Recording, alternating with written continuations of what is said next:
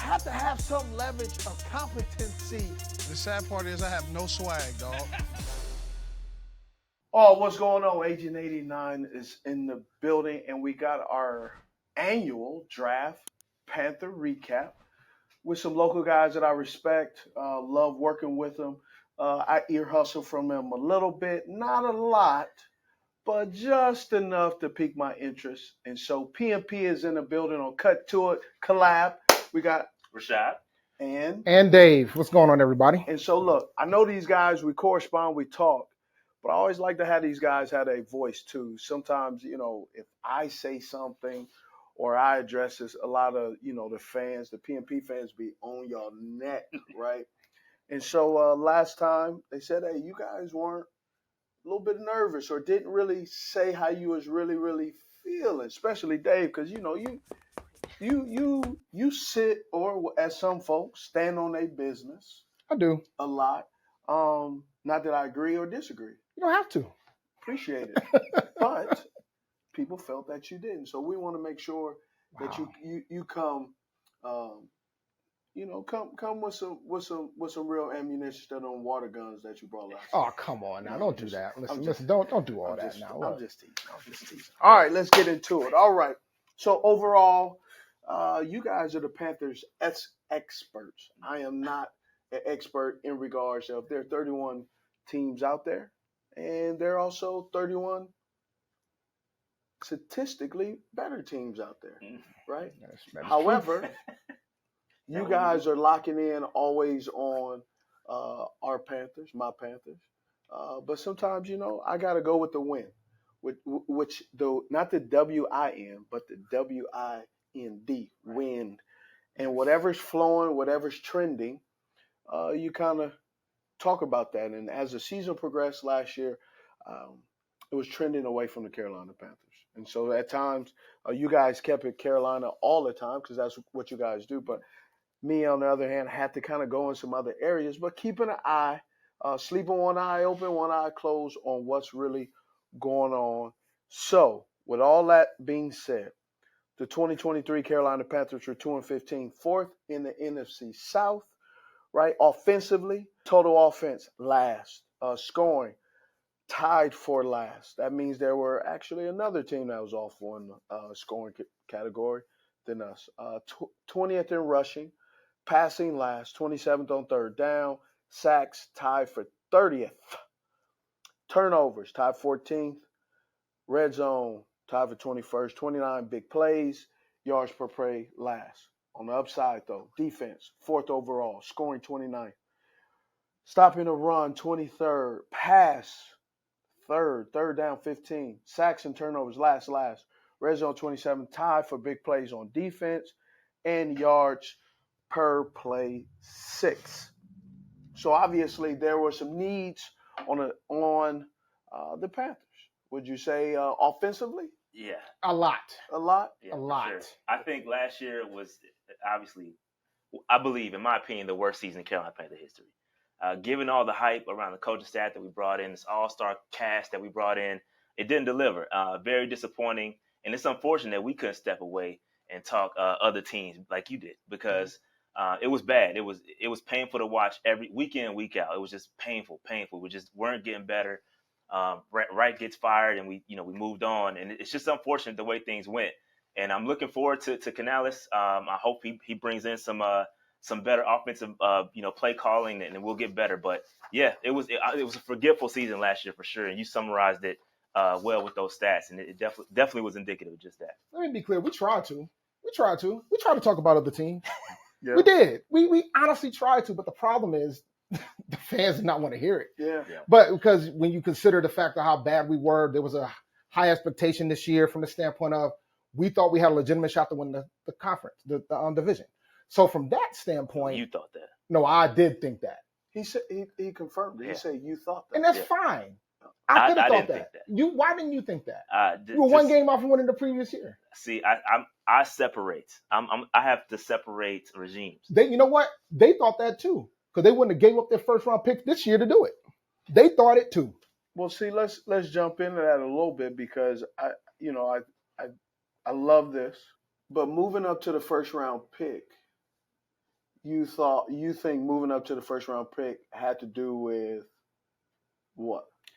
I thought them moving up to the first round pick, they felt like all they needed, they were a quarterback away from potentially winning that division. They were one game out of winning that division the previous year. All right. Okay. Pause. What do you think? I just think when they had the opportunity to get their guy, I think they went up and got him. Yeah. Right. We were in range to get him. Let's go get our quarterback of the future. We were dealing with Sam Darnold and all these Baker Mayfields of the world. Hey, we're going to get a quarterback on a rookie deal, and let's build from there. It's going to allow us to build for the future. I didn't think them getting Bryce Young was going to immediately put us in the range of getting the. Well, I mean, our division's not that strong. It's not that strong. It's not. I mean, we almost won it. Like we were literally two CJ Henderson plays away from winning the division last year. It's true. So like, it was about the moment to try to seize on that too. I disagree. I agree more with Rashad in regards of understanding why teams move up. Right, the question mark, even though it's Panthers, question mark right after the first round was, how could you pay a quarterback and then draft a quarterback with the 8th overall pick and not understand that? And people are like, oh, that's horrendous. That's a terrible idea. But as we see, right, and you brought it up with quarterbacks, your franchise quarterback has to be the guy, right? But you have to move mountains to get a franchise quarterback. If that's not the case, how come 7 out of the first 14 picks needed quarterbacks? Mm-hmm. 7. And then out of the first 14 picks, 11 teams needed offensive playmakers. Yeah. So my point is, when you have a guy that you're in love with, especially if you picking in the first 5 rounds where you have the ability to control, or you missed it. When you're picking in the first pick, the first 5 picks in that round, you have an opportunity to actually drive the car versus people in the 15th, 16th, or 9th, or 10th position. You got to give up more than it's worth to get somebody that's worth it, because one, it takes away from it helps your salary cap. You get young players. And then those young players can contribute to your team at a discounted rate, because once that excellent player starts to blossom and is what they say professionally mature to demand and command the right amount of money as the Joneses, you got to keep up with Jones, or APY, the current rate for that position. You got to pay top dollar, or you got to be willing to let him walk, because traditionally, if you let him walk, that means what they were asking for did not align with the production, which is why a team like Jacksonville Jaguars allowed a Calvin Ridley to walk. Yeah. Because they wanted to pay him, but they weren't willing to pay him the 96 or 90 whatever $1 million, when they also know, just like anybody else, when you live with folks, you see everything about them. You know everything about them. Good and bad. And the good helps you desire to re-sign them. And the bad says, I love them, but for a couple of million less, I'll take them. And so sometimes, that's the part that isn't always looked at non-emotional. So the Carolina Panthers, after this year, they lose some key players and obviously a coaching change. But from the bat, the players, the Carolina Panthers need an edge rusher, impact. They need a wide receiver, linebacker, inside O-lineman, and let's be honest, corners. Plural. Right? So let's get into it. Before we talk about that, Coach Canales comes in. What's your opinions? What's your thoughts? I like Canales a lot. I think he is the QB whisperer. He's done a great job with Geno Smith, done a great job. We've seen a direct correlation between what he did with Baker Mayfield. We had Baker last year, right? Or year before last. And he turned Baker into a halfway decent quarterback, right? They were looking good last year. They made the playoffs with the Bucs. So I think getting a young offensive mind, not just a offensive mind, because I was clear about my expectation. It wasn't just an offensive mind. People get on me I do. about wanting an offensive-minded head coach. And I was clear. I'm very clear that I want an offensive mind, but a young offensive mind, right? That's the trend. Everybody's going with the young offensive mind, the innovative offensive, and that's what I wanted. And I think that's what Canales is going to hopefully bring to Carolina, be able to put guys in the right positions to succeed. You see, all the receivers he's worked with. So I'm excited about, I know we'll get into it later, but I'm excited about some of the development, keyword, the development of some of the receivers we have on the roster. So I'm excited about Canales. I think that one of the key parts that I think was very important is that we were able to keep our defensive staff together, right? So we were able to keep that top 4 defense that you mentioned earlier, and very, very important. I love what Ejiro is doing, and we'll keep some continuity there. I think that's important. So it's not just a full overhaul like it was prior. So I really like what we did from a coaching staff standpoint and the front office as well. I think very, very good from top to bottom. I love all the moves. I can't complain. I was absolutely fine with the selection of Dave Canales. Hold on. Even if you weren't, No, it's fine. I mean, there were other options I preferred, but no. Even if it doesn't matter. Learned that from last year. Yeah, right? I learned that from. Oh yeah. And the reason why I'm emphasizing that is sometimes we complain so much about what we don't get that we're not also paying attention to what we have currently. I think for me, and that's why I was fine with Dave Canales as the head coach. But I think ultimately for me, it's about the time you give him to execute the plan. Now that is correct. But you gotta know sometimes when people's time expire, it also happens to happen because that individual has sped up the clock of their expiration on actions or lack thereof. Agreed. Actions. I completely agree. And so there's a lot of things happened last year that if we don't allow, as a fan base, as an analyst, if we don't allow that time to just go past us, it's going to continue to weigh us down and clog our vision and our thoughts and of positivity. Because we've been in purgatory for so long in Pantherland. Really? And I want to get out of it. Well, what would you be like if you were a Detroit Lions fan? Couldn't imagine. If a year, 30 years. Couldn't imagine. They ain't got the. I have friends who are Lions fans. I'm so happy for them. I'm so happy for them. B.O.B. Look, man, you've been through the struggle game for a long time, my man. Struggle game. B been on the balcony several times. ready to go. Multiple times. He didn't thought about it. Walked away. Came back a few hours later, and man. So, like Lions fans are like Knicks fans. You're gonna root for your squad no matter what, no matter how bad it is, and eventually you're gonna break through. Yeah, you're gonna break through. All right, so you're looking at the Carolina Panthers, what they've done. One, they let Brian Burns. They traded Brian Burns away for obvious reasons. Yep. What are your reasons on it, and what do you think? My whole opinion about the Brian Burns situation is this. If you know that you're not going to be able to pay that man, if it was clear that you weren't going to pay him. What if it's not clear, but continue? Oh, it might not be clear. I just think, I think about the trade to one. I think about when we made the decision to trade for one, right? When we made the decision to trade for one, we traded DJ Moore in that deal. We could have potentially traded Brian Burns in that deal.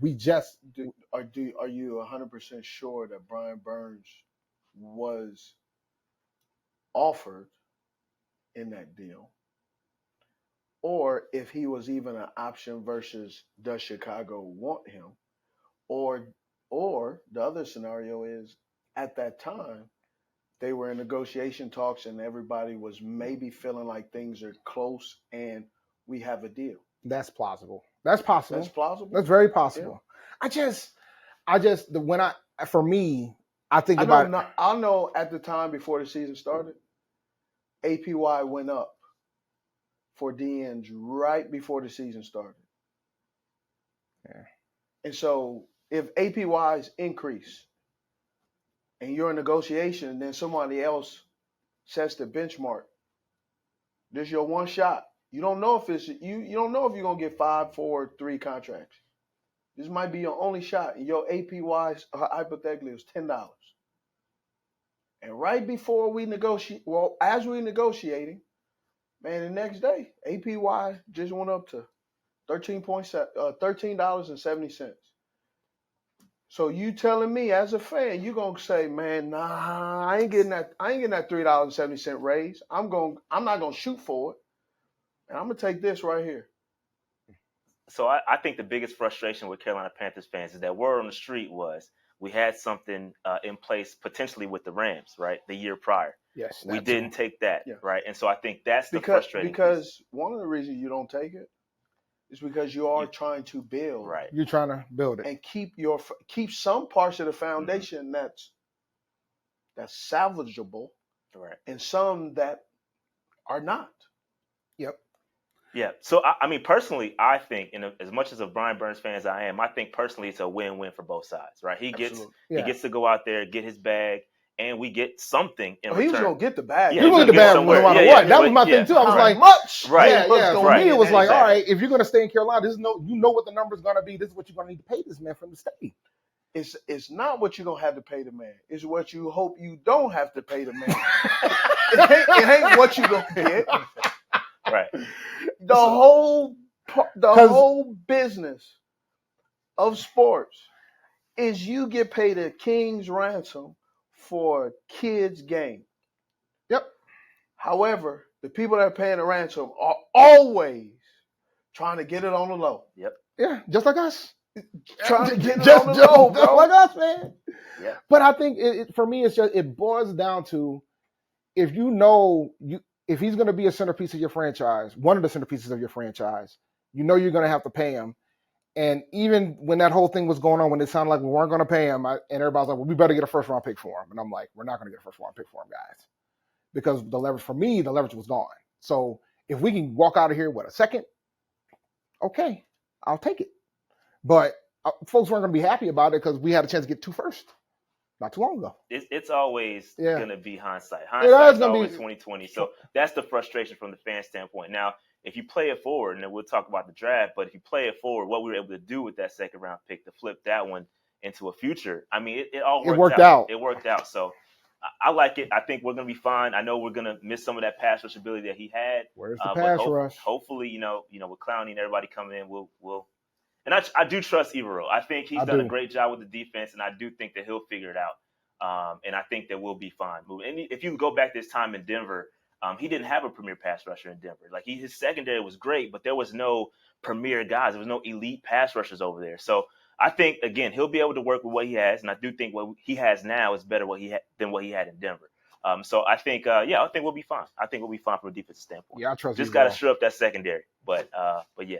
I trust Evero to run that defense. I'm not worried about the defense. Yeah, defense isn't an issue until last year, actually, when there were key moments to where you saw some, needing some of these better starters. Obviously some of those starters were dictated based off of injuries that were unforeseen. Nobody would foresee guys tearing their Achilles and some of that stuff, or just guys getting nicked up at the wrong time. That's when and you judge and look at your team to know what you feel. How do you fill those roles in? So we fast forward now into the draft.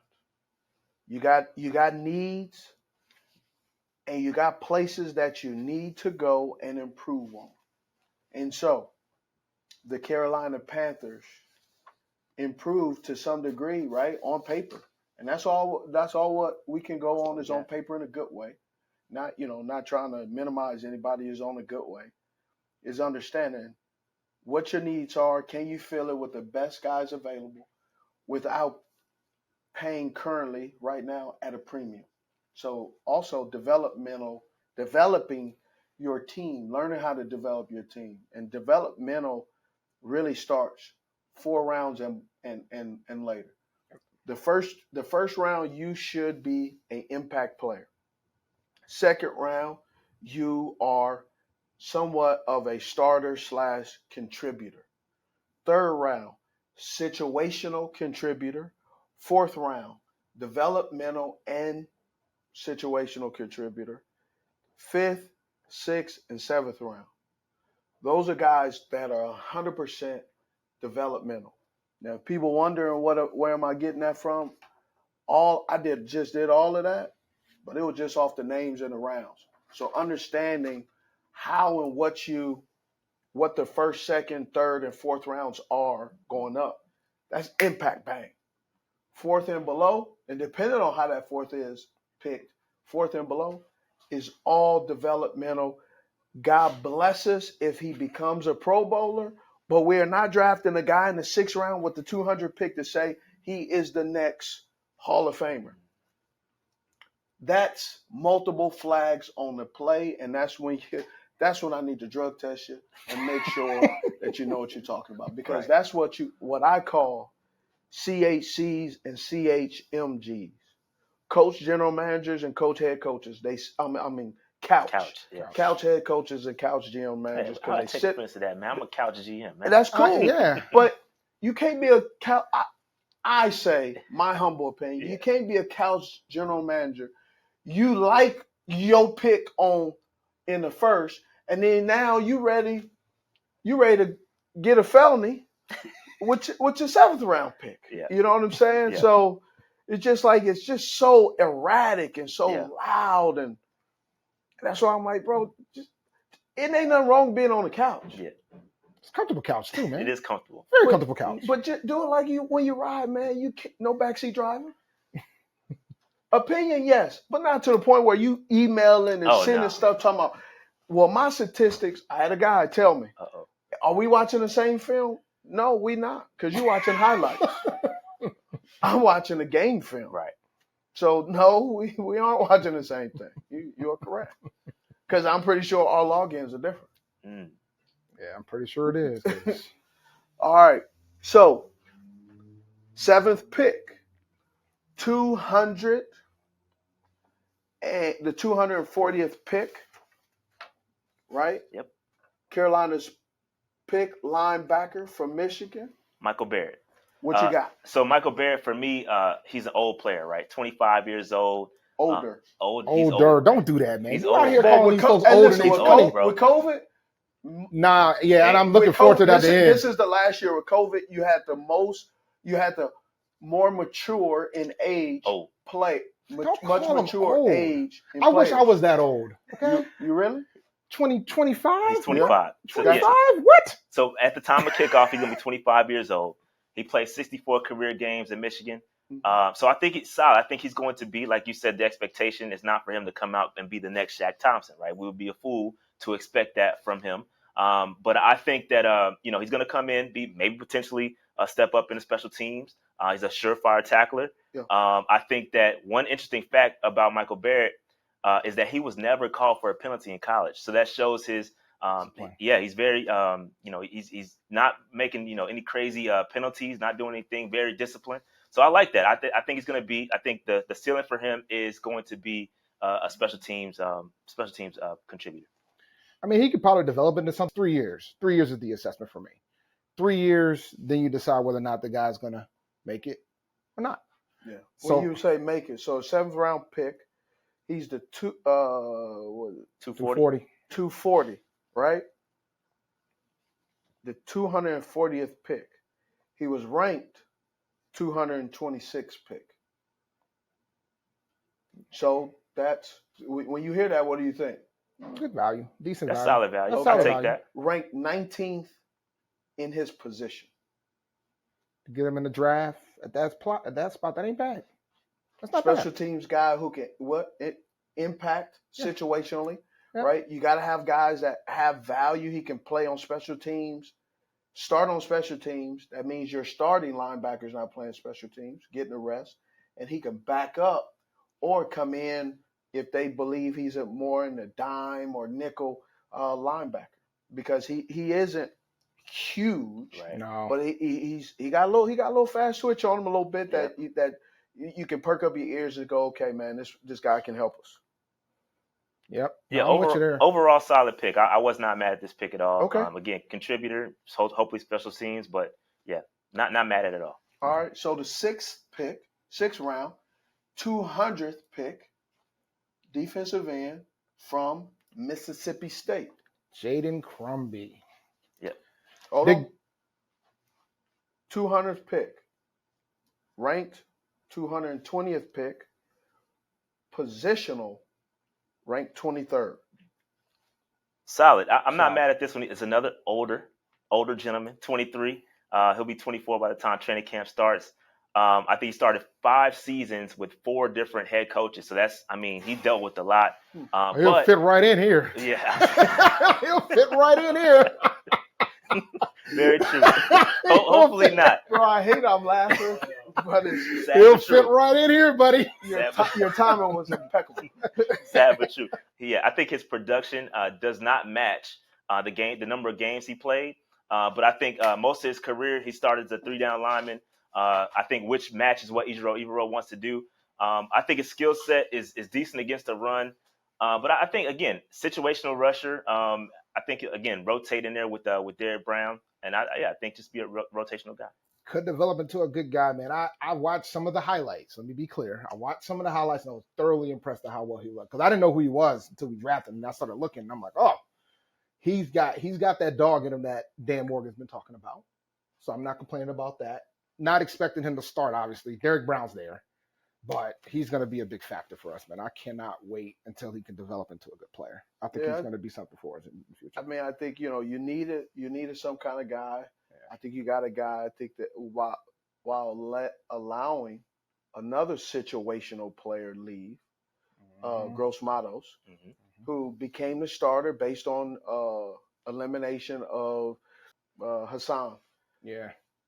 He came in because he played great on 3rd down and substituting.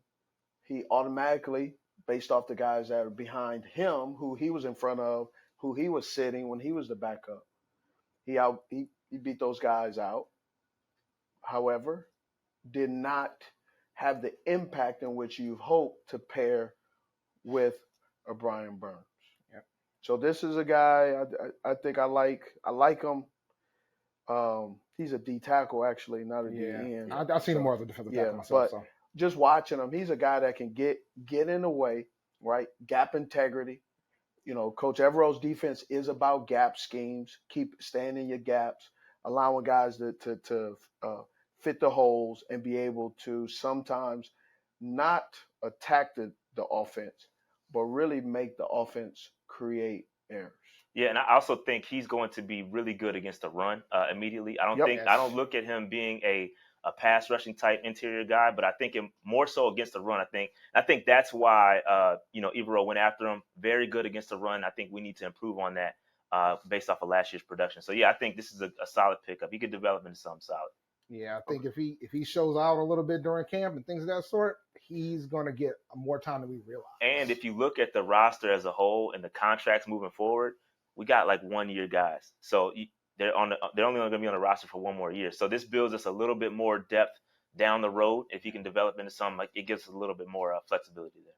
Okay. With the 5th pick, with the 5th round pick, 157th pick, Washington State cornerback Chau Smith-Wade. Yes. So 5'9", 184.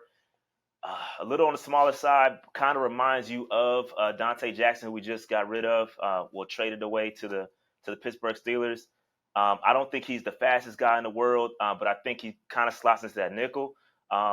Played a lot of special teams in college. That's something that you don't see much, especially for the quote-unquote starters and the guys that play a lot. You don't see those guys playing a lot of special teams. One little note, he had 5 forced turnovers in 2022, but didn't have any in 2023. So I'd like to see that ball production be a little bit better. But yeah, I think we do need some help at corner. I'm a little disappointed that we waited this long to get our cornerback. And I think he had a very good Senior Bowl, but if it was me, this is kind of not the pick I would have taken. But hey, at that point, you got to go what you can get. What do I always say when it comes to the draft, man? It's not about what we want. It's about what the team wants.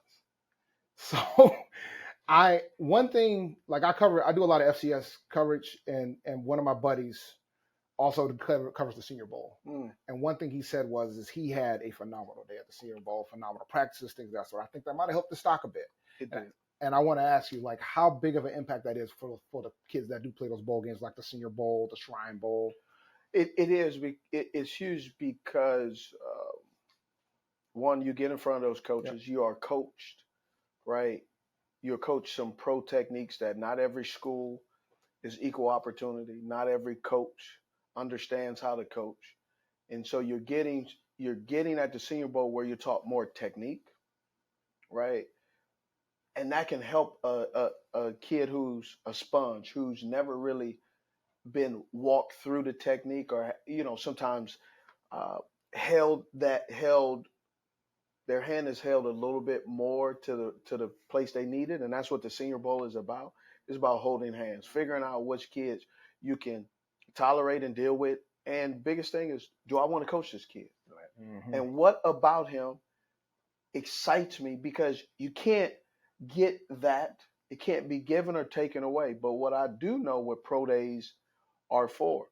If you are a hater of a player, a pro day makes you go back into the film room and pull up more film to help build your case on why you're sitting there hating on it. But a pro day is also a confirmation of what we saw on film. He has it and a little bit more as well. This kid, I actually like him. I thought his Senior Bowl was really good. And I don't like him for the Panthers.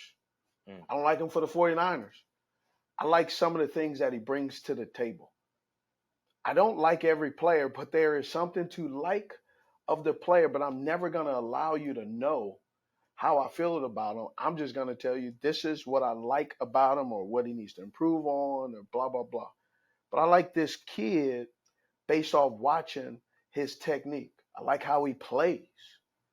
And if you have an opportunity to grab a kid like this, I go, man, if these are the values that you like adding, well, you get him with the 157th pick, but his ranking for draft is 120th pick. Okay? And he is the 18th best corner.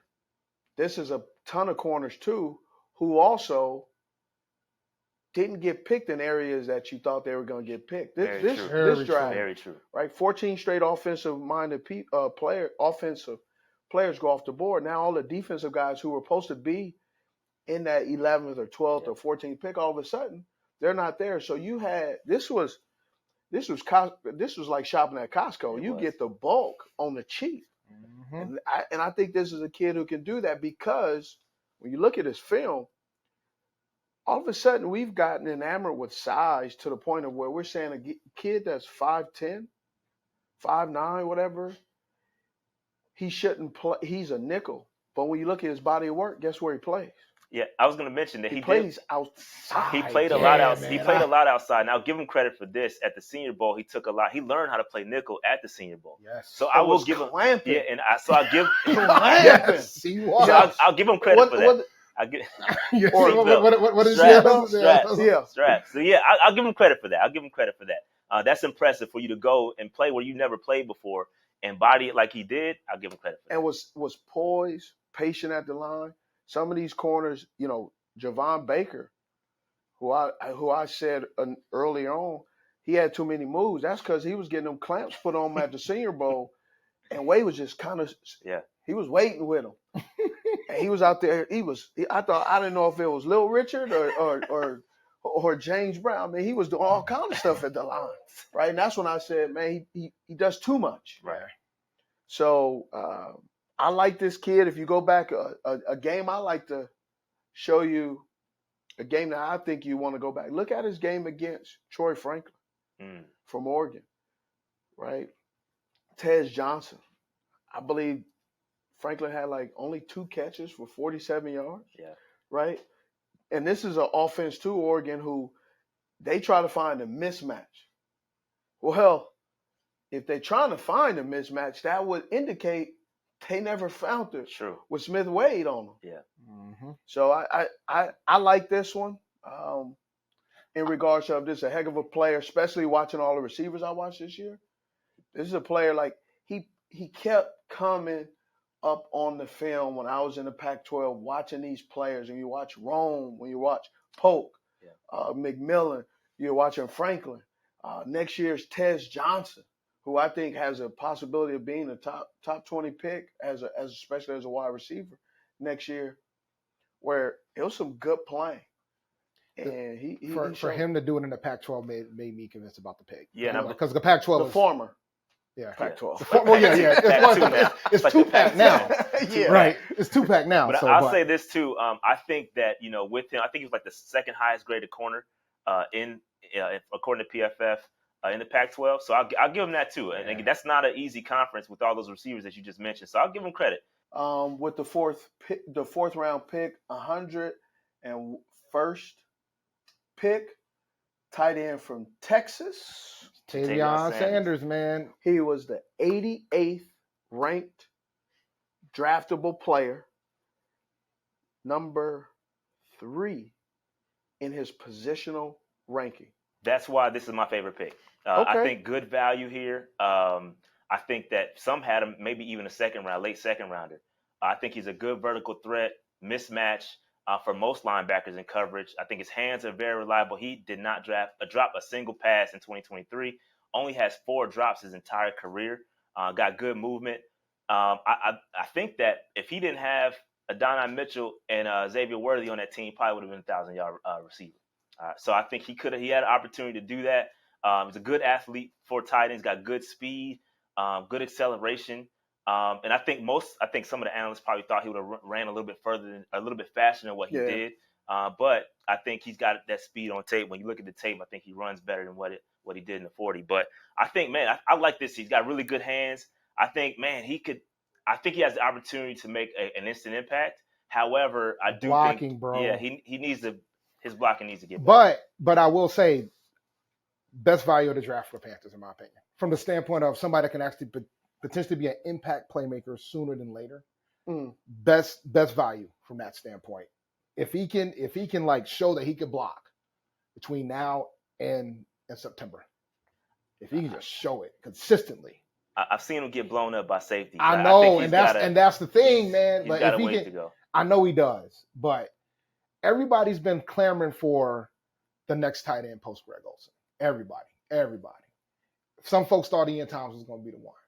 Well, Ian Thomas says let's address the tight end room. Ian Thomas is I believe he was a 3rd round pick. He was fourth. Was he fourth? Fourth, I think. A 4th round pick from Indiana, and athletic, show flashes, but not consistently, right? And he would do things that you would say, okay, I think he has it. And then you go back and he says, nope, still a little bit of time. But understanding, it's hard to let a guy that shows those flashes go. And so you apply, so what you do is you grab somebody, a impactful tight end that's on the free agent market that can hopefully, whether he teaches them by actually getting them in a room and talking to them, or he teaches them by running really good routes in practice, and then just learns by just seeing. If you're around some folks that you can learn from, just like anything else, you learn good or bad habits depending on who you're learning them from. Unfortunately, with Hayden Hurst experiencing some of the things he experienced, with his injuries, I think they had to get a guy who can be more impactful in a run game and get in the way of a few players in the past in the run game, but an impactful run pass catching tight end. Mm-hmm. That's what he is. Yep. He's reliable, accountable, and he's accountable in the run game. You just don't sit him out there on Jadeveon Clowney one-on-one, right? You need to give him some help. Yeah. But his major is in pass catching. Yeah. His minor is in route running. His run game, hey. 3rd round, the 72nd pick, Kentucky linebacker Trevon Wallace. Trevon Wallace, I think when you talk about, you brought it up earlier with that dog. I mean, when you say you're going to, hurt somebody and then say, I'm going to do it again, I believe that's what Dan Morgan wanted. He's the definition of a dog. I got to be honest, for me, and you probably give the statistics of where he was drafted versus where he was on the boards. I think this is a bit of a reach. Go ahead. 234th pick, ranked 19th. He's an off-the-ball linebacker. Yeah. So, I think that, listen, I think it was a reach. But at the same time, I understand you let Frankie Louvu walk out that door. You need to find somebody that can have that physical, aggressive tone. I think he's going to bring that. You got to find somebody also to replace Shaq eventually. So I think this is I'm not mad at it. I think he's got good speed. He can pursue the plays all over the field, Yeah, he sideline does. to He'll chase down sideline. the play. Yeah. If he learns how to slow the game down a bit, he's going to be. Yeah. I think that's where spend some time with Luke maybe, and I think he has the potential to be very, very good. And this is a pick again. I'm not going. I would be up here lying. I'd be up here capping if I told you I was happy with the pick initially. I wasn't. Yeah. But I mean, I took the time and I did a little bit of research, watched some tape, and I think he saw. I think there's something to build from with Trevon Wallace, and I like it. I'm not mad at all. I completely understand. He's raw in a lot of aspects, right? But I think he can be taught. He can be developed, and I think you can hear that word a lot with a lot of these players is development. So that's I think what you have to do. That's the whole purpose of this. Right. There's no finished product. Even the best top 5 picks, they're better than the rest, but they're still not developed. They're not completely developed. They're not a finished product. And let's be honest, if you're drafting a finished product and he goes out there and doesn't do well, especially in the first round, is that a problem? Jobs will be had. Yes, they will. Jobs will be had. But yeah, no, I like the pick. I pick. I think that again, some stuff to work on. Gets caught on misdirection play sometimes. Could get caught out of position, but he kind of relies on the athleticism a lot. And again, if he can get that instinct going and that play diagnosis, if he ever gets that done, if he can slow the game down, he's going to be a problem. Very solid. Problem. And the thing about him, he's like, I know you said he wasn't that. He's a speedy guy, man, and he never quits. The effort is there, even when he knows he makes a mistake. He still pushes to do what he's got to do. No. So that's the thing that popped out on film when I watched. Yeah, he doesn't hesitate when he sees ball. He has that see ball, hit ball. Yeah. Right. 668 snaps last year. Very active. 323 of those were passed. 275 of those runs. So he was able to see things. There's also a part playing at Kentucky. There were some good things. When you watch Kentucky, you watch their football defensively. There were times where they looked good, and then there were times that they weren't. And that has to just do with college ball.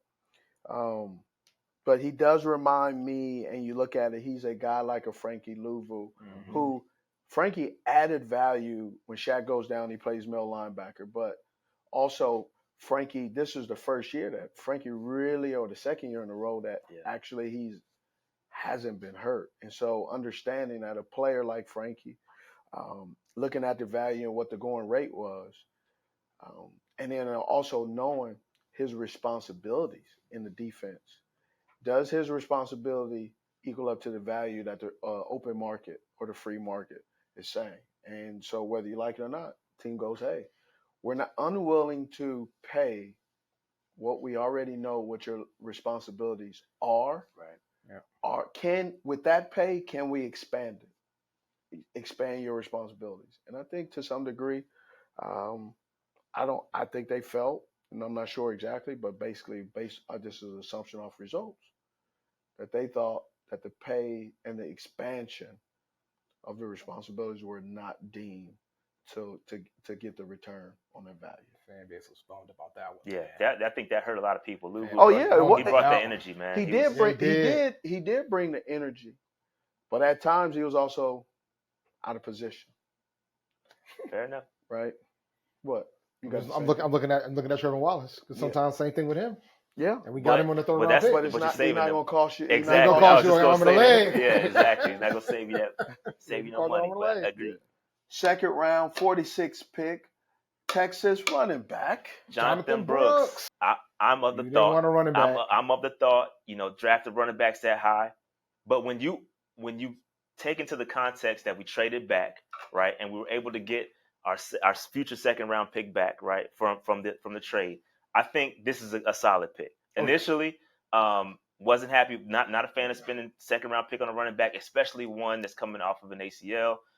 But he has a lot of ability. I mean, you talk about the cut, change direction, avoiding tackles, man, just very explosive. And to me, to me, reminds me a lot of Arian Foster. I think I like Arian Foster's game a lot. I think, you're going to be able to get him on. I think what's really going to get him on the field early and what differentiates him from a lot of running backs is his ability to block. He can block. His pass protection is very good. So you'll see him a little bit quicker than you will see other young running backs. Take some of those guys a couple years to get on the field because they can't pass protect. So I think he's a good receiver, right? Good receiver out the backfield. We haven't seen that since CMC. CMC gone, and so did the pass game from out the backfield. So only one fumble. He's 20 years old, so there's a lot of upside. Especially 20 years old in a position that goes pretty early. Right? Yep. Before you're 27 years old, teams are already starting to move on from you. And not that much wear and tear. Yes. Not that many carries. Yes. Which is key. Yeah. And I think that's going to play huge here because I think splitting carries too, because of the running game that the Carolina Panthers want to establish, I think is pertinent. The 72nd ranked player in the draft, the number 2 ranked in his position, and you have him as a 72. You said he gets to 46, so that's a 30-something value. The other part too, you talking about that's ranked too high.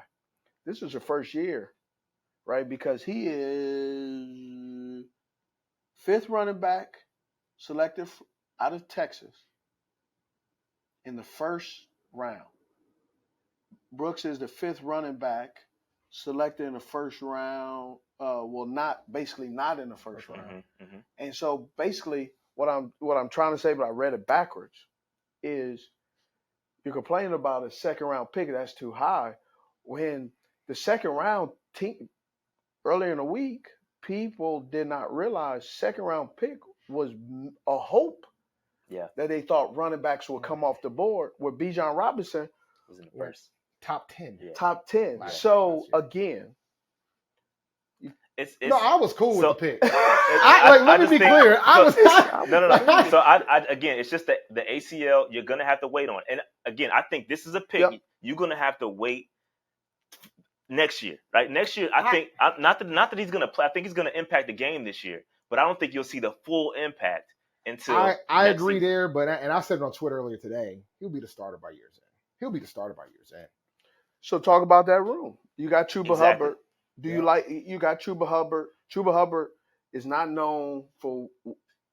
known for the player he is today. Absolutely. No, he found his hands last season. He found his hands last season. Continuously improving, gotten better. The year before, he had added some weight a little bit, so he's looking a little bit more muscular. He's developed and gotten better each and every year. If Chuba can continue to impact and play, be a pass catching running back, step up and run the ball great like he's doing, I can see this 1-2 combination because they're both, you don't want to put a lot of wear and tear in the running back by committee is starting to be the way teams go versus having one bell cow. Y'all hear that? I've been saying that for years. Hey. I've been saying that for years. It should have been even when we had CMC. Like I felt like there should have been some rotation built in. The wear and tear on the running backs. That's a concern, right? And so I think that I agree with what you're saying. Chuba has done a fantastic job. The development from Chuba, like you said, he was not what he is now, right? He's developed, and I truly believe he's earned the right to be RB1. Yep. Now to the ultimate competition. Before we talk about this one as well, people thought it was a reach. It's not a reach because who's the next running back that was available? And does that running back fit the type of offense that you're going to run, right? And the Cowboys are looking for a running back. Some other teams are looking for a running back. Some other teams are looking for a wide receiver. And so the Carolina Panthers moved back up in the 32nd pick because there were teams trying to move back up. There was a team that picked the Atlanta Falcons picked Michael Penix at number 8 and tried to move back in.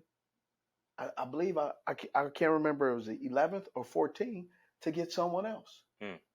So people were trying to move into the first round. So there was a lot of calls being made. And you have the first pick of the second round, that would indicate that teams were concerned.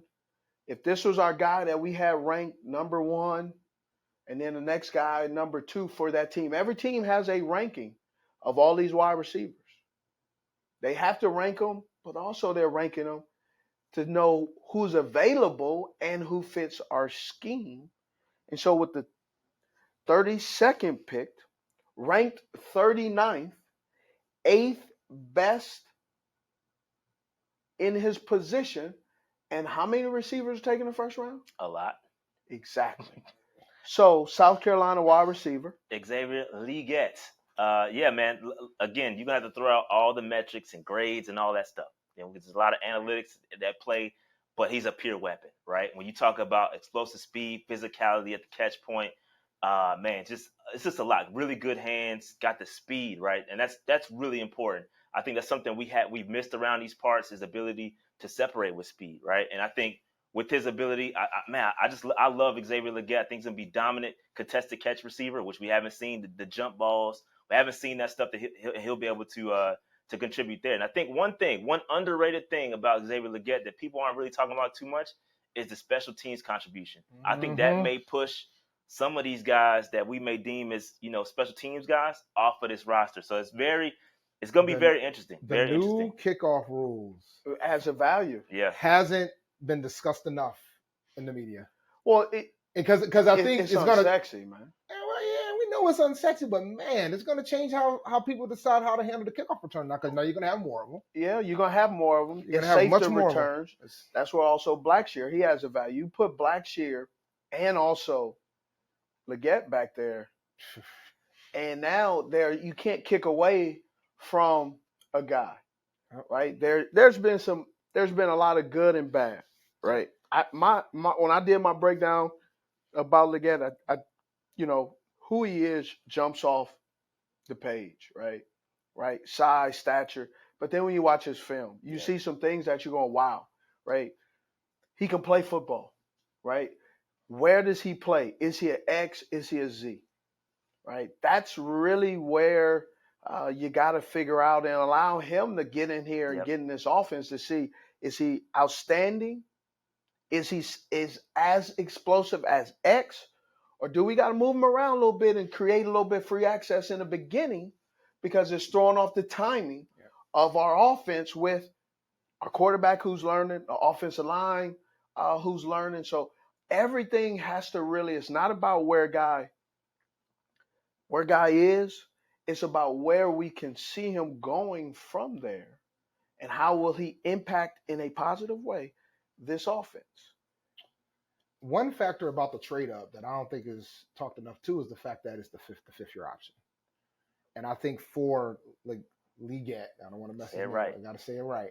For Legette, I think that's a big factor too about Carolina making a decision to trade up. Besides the fact they're fighting these other teams to try to play chicken, so to speak, but it's also about getting that fifth year option too. So going back to your point about where to play him, right? I think he played 25.6% of his career snaps in the slot, right? So that's 443 yards.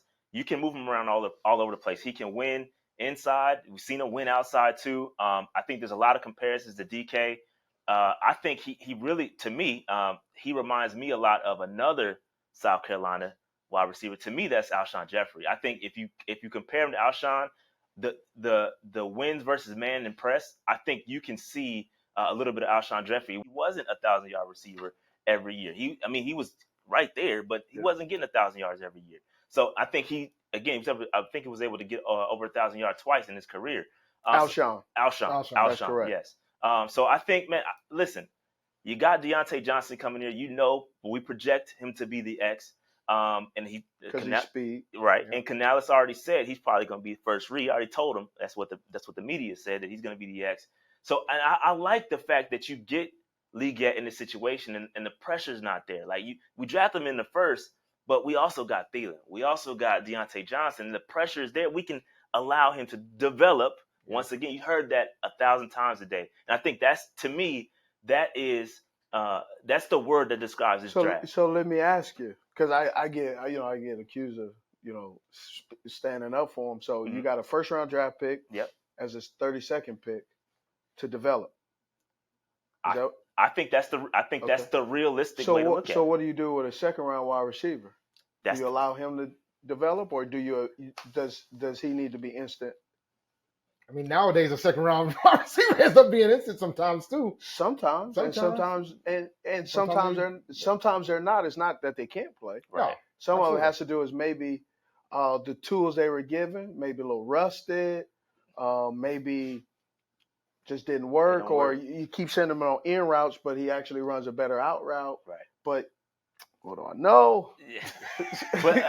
But we've seen this. I mean, speaking more directly to that, Terrace Marshall, right? He got lost in the sauce too. Second round pick. We drafted Mingo. Now the same thing is happening to Mingo, where we drafted another receiver ahead of him. But at the same time, this goes back to what I was saying earlier. You have to be able to separate regimes, right? Yeah. It's all about the guy. Who's your guy? Who drafted who? Exactly. And if the old regime just drafted you, you're in trouble. The new regime looks at it and they look at your value because of they're forced to. But then also you got to prove it. The thing with Legette that just really statistically and everybody and look at him, I don't have a problem with the pick. I like the pick. I think it's a good pick when you add, because you can add. You add another thoroughbred in your stable. That's what you need. Mm-hmm. How good will he be and can he be? I'm not sure. And the reason why I'm not sure is because a little bit of the inconsistency that he experienced at the quarterback play. Yep. Not his fault. But we can't, because it's not his fault, we also can't automatically, right? I try to play golf, right? Just because I'm close to the hole don't mean it's a gimme it's a guarantee that I'm gonna make it. Right. I'm also saying he may make it. But you can't shout from the rooftops and give him an automatic win statistically too. Some of it wasn't his fault, but you still got to call a spade a spade. And this is a guy who physically gifted, but at times, until this year, you haven't really seen it. And Rattler being a quarterback, yes, that helped. But it was a lot of things happening, and 29 receptions the year prior, and 71. Like that's right. If we talking money and that stock, you go, hey, wait a minute, what was you doing? What happened? You would have sold your stock in 2022, bro. That's GameStop. Your stock would have been out of here in 2022. But if you bought, you did all right in 2023. Yeah. If I held it. Sometimes you got to hold. Sometimes, Look, man, when you go from 18 receptions to 71 receptions year over year, man, the question is going to absolutely be. Absolutely. So there's a lot of question marks. And I agree with that, but there's some context to it, right? New offense came in that year. So he's put in a little bit better position to win. A lot better. A lot better, right? So I think there's some things, right? That's why I said earlier when we first introduced him is that you got to throw all that stuff out the window. Does he have the tools in his toolbox? Are they rusted or can he work? And I think there's some things he's really good at. Right now, technically, his size says he can play. Yeah.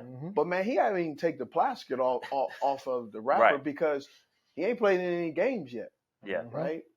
And so we know he's checked the boxes of why we're going to draft him. Now you get him in there, get him in mini camps, get him in OTAs to kind of really see what he has, what he brings to the table. How do we call plays that emphasizes the routes that he runs great? And then, hey, we may have to put somebody else in for the routes that maybe, gets a little wonky or gets a little choppy, that can, or like most rookies that you run that can telegraph some of the routes that can, maybe on that play not be drawn up or called for success. So, but ultimately his catch rate is, when you look at his film, he's always attacking the ball, high pointing the football. He can finish. You can see that.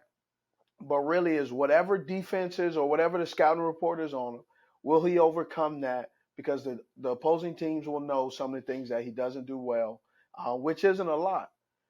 But you can put enough playmakers out there, right? It can be interesting. This wide receiver room is unique because you got the old savvy vet with Thielen. He's going to do his thing. And then I think Mingo's at Z and he's going in at F and put him in position, right? And continue to let him develop. And also What does his new coaching staff do with him to allow him to run the routes that he does well and not allow him to be exposed on some of the routes that still needs development? And then with Deontay Johnson, right, we know what he can bring to the table. The question is, does he finish it on a consistent basis? There have been times where he makes the hard catch look hella easy, and he makes the easy catch look extremely difficult. Yeah. And so sometimes the finishes have not always been up to par. I think that's what has hampered his career.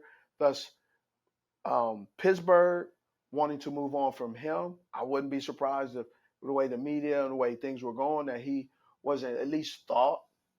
I wonder what it's like to be at a different organization. Right. And so now that's what we have. Yeah. I really, it's going to be exciting to see, man. I think there are some tools that Legette can work with. And I'm excited to see it. I think it all goes back to Canales, right? Canales and Izzy, are they going to scheme him up? And are they going to be able to draw up plays to put him in the best position to win? And I think that's what we did not do prior years. And I'm hoping that changes this year. We'll see, though. We'll see. It'll be interesting this season, man. Because I think the owner's just going to give the coach some time. I think we're going to see the development of the players. I think Panthers fans just got to simmer down for one more rough one. Yeah. It's one more rough one. Now, it ain't going to be 2-15 rough, but one more rough one. All right. Yeah, and I think can we give you a little bit of props though from last year? Because last year, you called Mingo. We kind of put this on our show a lot. We said this a lot about how you said he's going to be a 2 to 3 year guy. And did I say that? You did. You absolutely did. Oh, okay. Yeah, you said that. I said 2 to 3, huh? Yeah. Okay. Another thing you said that I want to give you props for that we also bring up on the show a lot is on the show you mentioned the interior of the offensive line. You mentioned how important that was. Center, guards you mentioned that are more important than tackles. Yeah, and that's unconventional from us from a fan perspective. That's not the buzzword, right? It's always the left tackles, it's the left tackles, right? And so you see the investment that we put in Hunt, Damian Lewis, spending big money there, and now moving Corbett to center. So I just want to give you props on that too. Just kind of harking back around to that. That's very good. Because you see, folks have a habit of not giving you credit when you're right. Like that's how it works around here. Like you don't get the credit when you're right. You only get the heat when you're wrong. Yeah, exactly. So y'all, before we wrap up, man, y'all got any questions, comments, concern, and kind of because I know sometimes y'all like, man, I love to talk to Steve about this or what you got. Yo, I can feel some. I feel some fugazi about that. No, I mean. Go ahead, listen, Queen man, City. So, Queen City. It's your shirt. It is a nice shirt, isn't it? You didn't even realize it. No, I did. I put it on this morning. I know I realized it. All right. So right now, with the way that the NFL is from a standpoint from offensively, and I know you're an offensive guy. You're one of the greatest wide receivers to ever play. Thank you. Do you see that shift? Like, do you think we're getting to the point where the defense aren't going to be able to do anything long term from an offensive standpoint? Nah, the defense. I think that's why you're seeing so much emphasis on the offense because the coaches that are hell of a defensive-minded guys, it doesn't matter when and where, the great defensive-minded coaches step up at the right time. Yeah. And Spags is a great example of utilizing zone coverage, man coverage, utilizing press coverage, off coverage, of doing things, understanding how and what people do, and putting those players in the right position. So, yes, offensive-minded coaches will always be at a premium because Corvettes with their offense are always sexier than dump trucks, which is a defense. When you have so much of the same types of offenses, the only way you can combat it is kind of like college. You got to have better athletes than the other team. And that's what the draft is can we get a better athlete on the low with fresher legs, faster than our other guy, and just keep putting them in and attacking defenses. And that's the way it's going to be. So, undrafted free agents, I know there was one guy in your wide receiver top 20 list. Yeah. That did not get drafted, but he ended up in Carolina. Mm-hmm. I'm happy. I'm just going to say for a statement, I'm happy for the kid. I hope he gets it. We got the opportunity to interview him earlier this week. So, yep. Jalen Good Coker. kid. Really Yeah. good kid. Really good kid. Yeah, great kid, So- runs some hell of a routes. Here's the tough part about free agents. Man, they utilize the draft picks. They, however many picks the teams get, they get. Right? I know teams that have mini camps. Not everybody had it, but there's some teams with rookie mini camps. Man, there were some teams that brought in 60 plus guys and maybe only signed 3 to 5 out of the 60 plus that were rookie tryouts. So it's tough. Why? Because you got so many players and you only allow so many plays.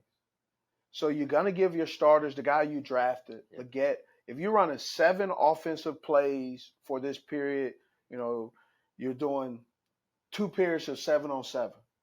And it's, 2 periods of offense, starters, the backups cover on defense to service the starting offense. Then vice versa, starting defense versus backup offense.